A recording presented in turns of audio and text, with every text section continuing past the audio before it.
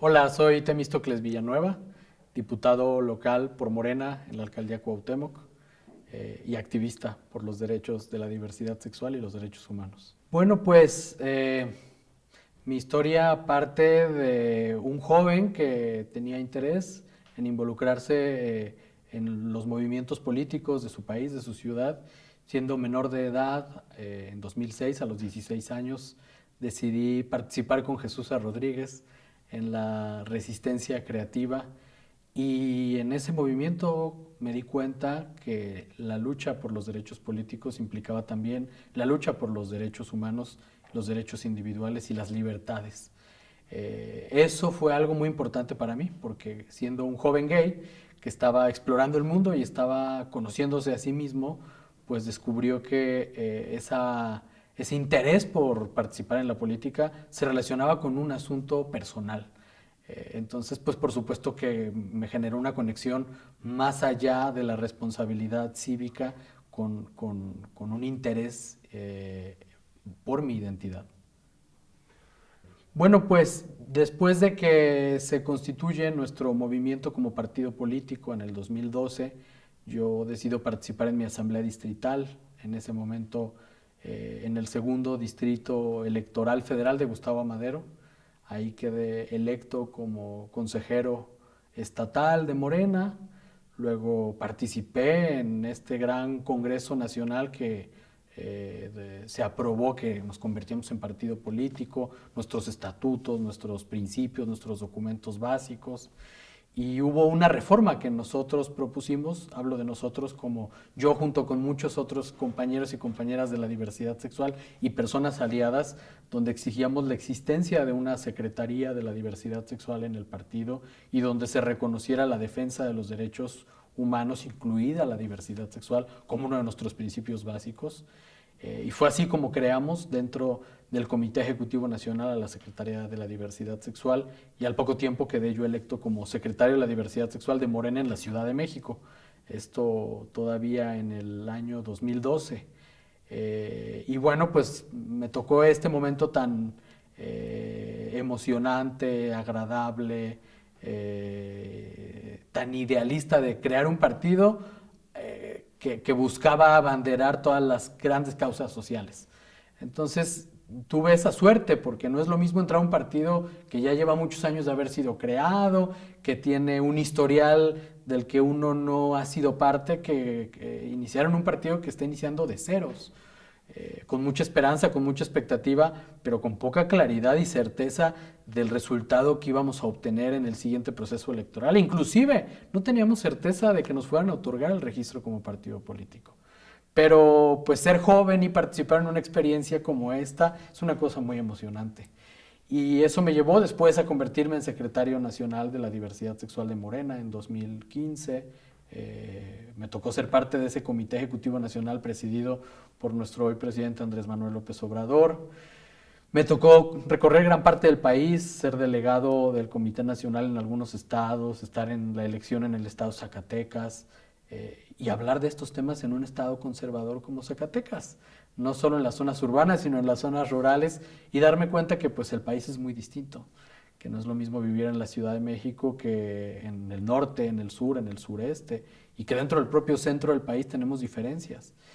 Y bueno, pues después de haber sido electo en, la en Gustavo Amadero, después de haber sido electo en Gustavo Amadero como consejero estatal, al poco tiempo migré a la Cuauhtémoc. Me hice de muy buenos amigos como Néstor Núñez, como Ricardo Monreal, y me invitaron a participar como candidato a diputado local. Lo acepté, el partido me postuló, quedé electo en 2018 en esta elección histórica que nos ha marcado ya como país, y pues fue una gran experiencia participar en esa campaña que nos llenó a todos de tanta emoción, de tanta esperanza, y después la realidad de ser diputado y enfrentarte con que no todo es color de rosa, y que más bien la vida política está conformada por adversidades y no por buenos momentos. Pero también me he sentido siempre libre de construir mi propia agenda junto con mi partido, ¿no? Por supuesto que el partido tiene una agenda muy importante a nivel social, a nivel ético, económico, pero por supuesto que cada legislador le pone su carácter a la agenda. Y en mi caso, pues yo no iba a renunciar a esa agenda y busqué la presidencia de la Comisión de Derechos Humanos del Congreso de la Ciudad. Me tocó además un momento muy interesante dentro de la Ciudad de México porque lográbamos recuperar la ciudad con Claudia Sheinbaum, eso era muy importante. Habíamos tenido la sensación durante varios años que la ciudad la habíamos perdido. No hablo de Morena o de movimiento, la había perdido la ciudadanía. Había quedado en manos de personas que eran muy lejanas a los intereses de la ciudadanía. Y recuperar la ciudad implicaba también poder reglamentar la constitución que ya había sido aprobada.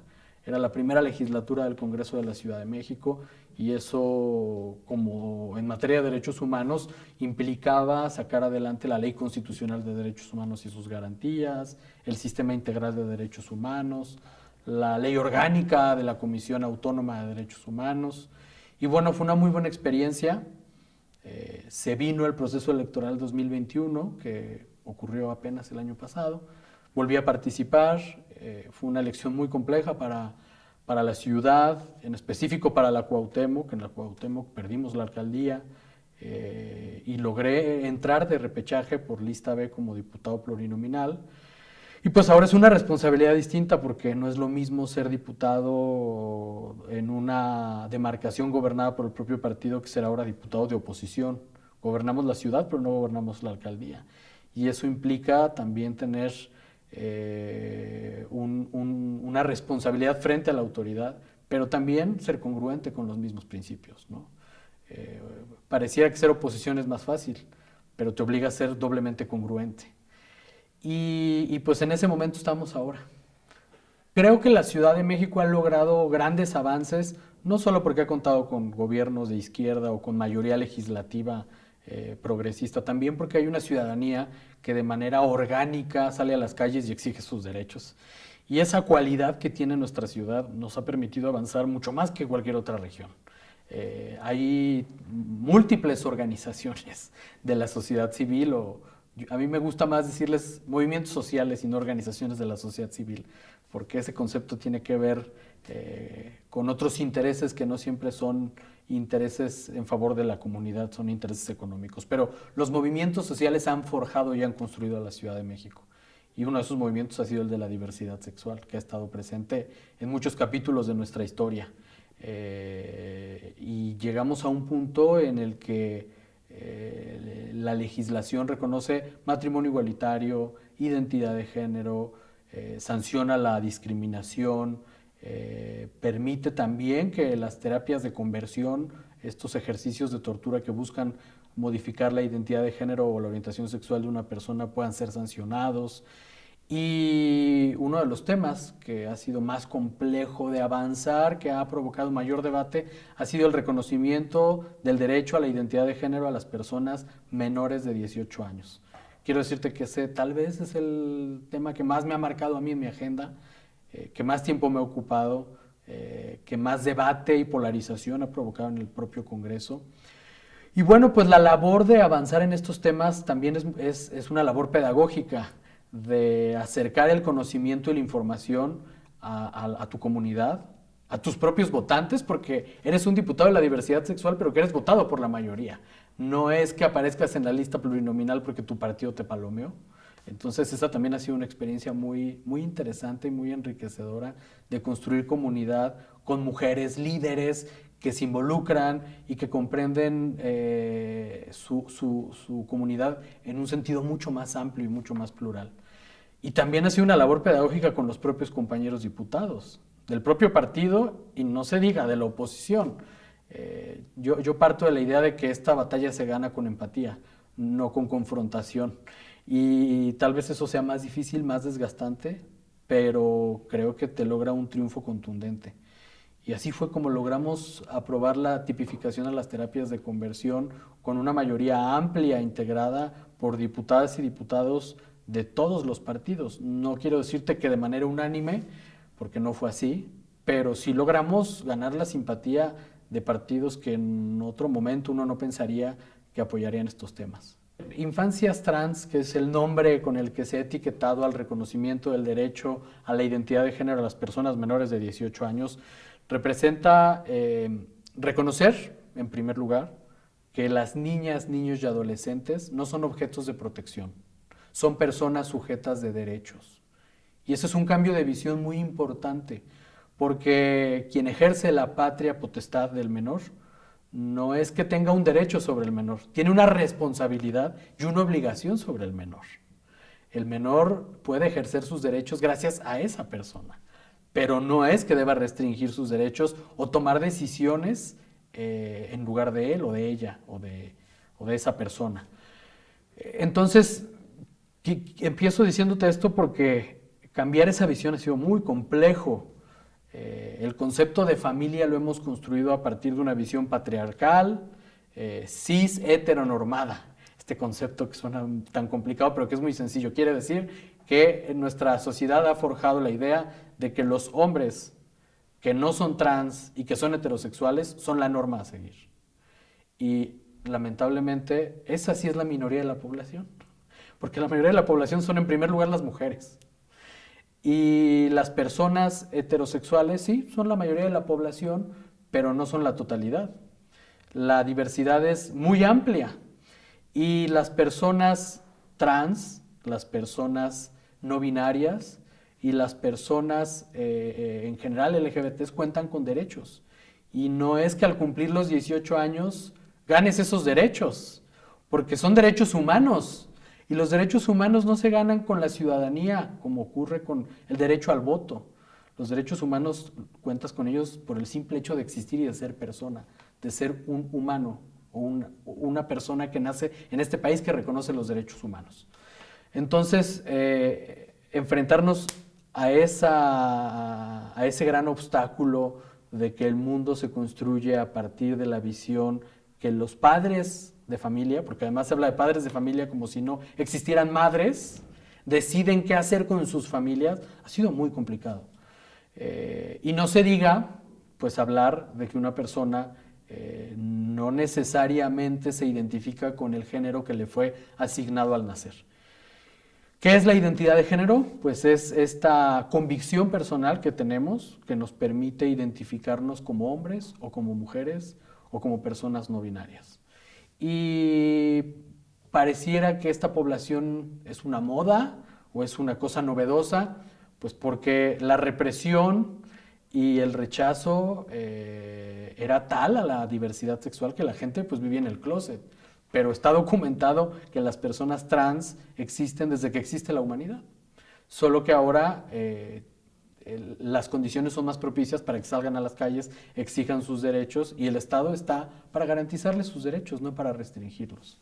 Va a parecer muy cliché, pero la única ruta para derrotar la discriminación es educar a la sociedad.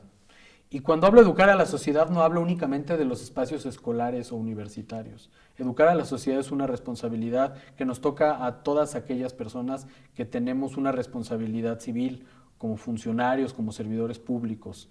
Educar a la sociedad es permitir que las personas trans puedan acceder al baño con el que se identifican, es no permitir que en los espacios mercantiles se siga discriminando, es otorgar actas de nacimiento a las personas trans. Algo muy importante que ocurrió en la Ciudad de México es que la jefa de gobierno garantizó el derecho a la identidad de género a las personas a partir de los 12 años. No tenemos aún una reforma legal que nos permita garantizar este derecho sin restricción de edad, pero fue una decisión del Poder Ejecutivo que nos permitió un avance importante para que las personas trans, cuando pasan de la primaria a la secundaria, no tengan que esperar a que sus papeles se cambien hasta que cumplan 18 años. Porque pareciera que el derecho a la identidad de género es un derecho menor. Como todos tenemos nuestra identificación y nunca nos enfrentamos a un problema cuando accedemos al metro, a la escuela, a un centro deportivo, al centro laboral. Cuando digo todos, hablo pues de todos los hombres cisgénero o de todas las mujeres cisgénero. Pero las personas trans, cuando no cuentan con una identificación que coincida con sus características físicas, En muchos casos son discriminadas y son excluidas. Entonces, el derecho a la identidad garantiza muchos otros derechos. Sin el derecho a la identidad no podríamos hacer prácticamente nada. El derecho a la identidad es un derecho muy básico. Por eso es necesario que las autoridades comprendan que tienen una responsabilidad en el tema mayúscula. Y te hablaba de la discriminación porque en la Ciudad de México desde hace muchos años es un delito discriminar. El Código Penal incluye el tipo penal de discriminación. Y ocurren dos cosas con este tipo penal. En primer lugar, es muy complicado de aplicar, es muy complicado de acreditar el delito de discriminación. Pero en segundo lugar, metiendo a la cárcel a una persona que ha cometido discriminación, no vamos a corregir la cultura discriminatoria de este país. Y por eso ahora estamos en una discusión dentro del Congreso para que la discriminación tenga implicaciones administrativas, como que, bueno, pues si eres un establecimiento mercantil que discriminó, puedes llegar a ser clausurado. O si eres un servidor público que no garantizó el acceso a una persona indígena, simplemente por su identidad, pues puedes ser inhabilitado. O si eres una persona que caminando por la calle o en el transporte público decide insultar, golpear y discriminar a alguien, pues puedes tener que pagar una multa. Estamos en ese debate, esperamos pronto avanzar en ello, porque para derrotar la discriminación tenemos que cambiar la forma en la que hemos construido nuestra sociedad. Y eso es lo más importante. Pues mira, ha habido múltiples debates sobre el tema. Más o menos en 2017 se logró que una persona menor de 18 años pudiera acceder a su cambio de identidad de género por la vía administrativa. Esto también es importante decirlo porque la ley en la Ciudad de México, el Código de Procedimientos Civiles, establece dos rutas para cambiar tu identidad de género. La ruta administrativa, y es acudir al registro civil, solicitar tu cambio de identidad, llenar un formulario, pagar y se acabó. Pero establece también otra ruta. La ruta administrativa fue aprobada en el año 2014, pero establece otra ruta, que es la ruta jurídica, la ruta que te obliga a demandar al Estado para que te otorgue tu identidad de género. Esta ruta fue aprobada en 2009 por la entonces Asamblea Legislativa. El problema de la ruta jurídica es que victimiza a la persona como si ella estuviera mal y tuviera que emprender una aventura porque está desafiando al Estado, lo cual no es así, ¿no? Lo único que quieres es reconocer tu derecho, no demandar al Estado para que te lo reconozca. Entonces, una persona menor de 18 años no puede acceder a la ruta administrativa porque para acceder a la ruta administrativa uno de los requisitos es tener más de 18 años. Pero sí puedes acceder a la ruta jurídica porque no establece una edad específica, pero eso conlleva en primer lugar que la familia tenga la capacidad de pagar un abogado, que esté dispuesta a encarar a un juez, que el menor tenga la suficiente fortaleza para debatir con un juez sobre su identidad. Cuando es una convicción personal y no hace falta demostrarlo de otra manera, porque es eso, una convicción personal. Y entonces el sentido de la reforma que reconoce infancias trans es que se reconozca por la vía administrativa. Es importante el avance que logró la jefa de gobierno, no estamos al 100% reconociendo el derecho con ello, pero fue un paso adelante importante. Esta iniciativa se presentó el 30 de abril de 2019, estamos cumpliendo 3 años de haberse presentado. Volví a presentarla al arrancar esta segunda legislatura y yo espero que podamos sacarla adelante pronto y que ya sea una realidad para todas las personas. Bueno, a ver, creo que no es lo mismo hablar de la agenda de la diversidad sexual en la Ciudad de México que en cualquier otro estado. Tengo una muy buena amiga que dice que hablar de derechos de la diversidad sexual en México es como cuando uno maneja por la carretera. Puedes ir en una autopista de 3 carriles, que puedes ir a una velocidad alta, y después se puede reducir a una autopista de un solo carril, y después se puede convertir en un camino empedrado o en una terracería, y así es hablar de derechos de la diversidad sexual en nuestro país. Entonces, lo primero que necesitamos es garantizar el derecho a la identidad de género, porque son las personas trans las que han vivido la mayor cantidad de vulneraciones. Me parece que también tenemos que avanzar respecto a las sanciones en materia de discriminación. Esa es la discusión en la que ahora estamos en la Ciudad de México. La Ciudad de México y me parece que solo 2 entidades más cuentan con un consejo para prevenir y eliminar la discriminación. Ojalá esto fuera una posibilidad en todo el país, porque hablar de discriminación es hablar de un tema interseccional. Puedes ser discriminado por más de una razón, ¿no? Tengo una muy buena amiga que es activista, Amaranta Gómez. Ella es una persona mushe. Las personas mushe son una identidad trans del Istmo de Oaxaca. Es además, por lo tanto, una mujer, es indígena, pero además de todo vive con una discapacidad porque le falta un brazo. Entonces, ella es discriminada por más de 4 circunstancias. Ese es el ejemplo más claro de cómo una persona puede ser discriminada por más de una razón. Porque no es lo mismo vivir como persona gay dentro de la propia Ciudad de México, en la Cuauhtémoc, que en Iztapalapa.